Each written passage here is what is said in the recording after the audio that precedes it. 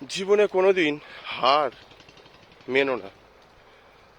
দেখো, শেষ একদিন আছে, সেই শেষ তুমি জানো না, আমি জানি না, কিন্তু এই না, কারোর জন্য তুমি তোমার জীবনটা দিয়ে দেবে।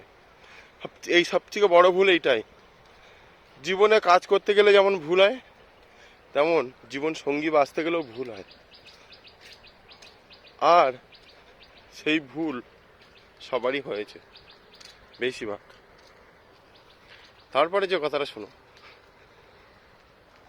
যদি কাউকে ভালোবাসো মন থেকে, এখন তো ভালোবাসা খেলা হয়ে গেছে, পুতুল খেলার মতো।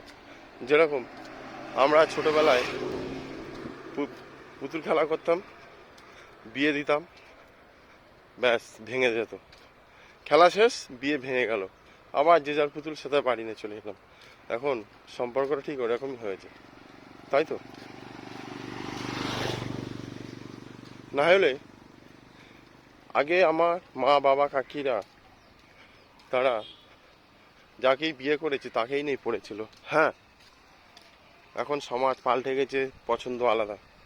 পছন্দ তো করেছো, 10 বছর 15 বছর ধরে প্রেম করছো, ভালোবাসা করে বিয়ে করছো, তার সঙ্গে ছাড়াছাড়ি হয় কী করে?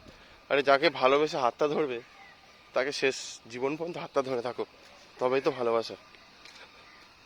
এখানে ভুল যদি করে থাকো, তাহলে ডিসিশনটা তার আগে নিতে হবে, সন্তান আসার আগে। না হলে তোমাদের জন্য, তোমার জন্য তোমার জেনারেশনগুলো নষ্ট হয়ে যায়। আমরা কিন্তু এটাই ভাবি না, আমরা শুধু ভাবি আমাদের নিজের স্বার্থটা।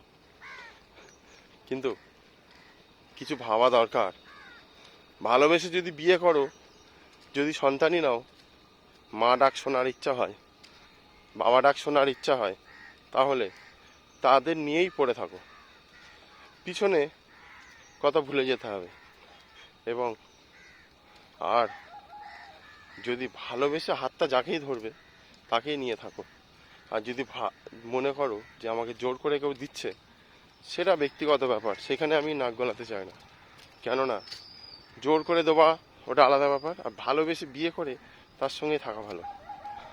আর জোর করে যদি কেউ দেয়, সেটা নিজের সিদ্ধান্ত, সেখানে আমি কিছু বলতে পারবো না।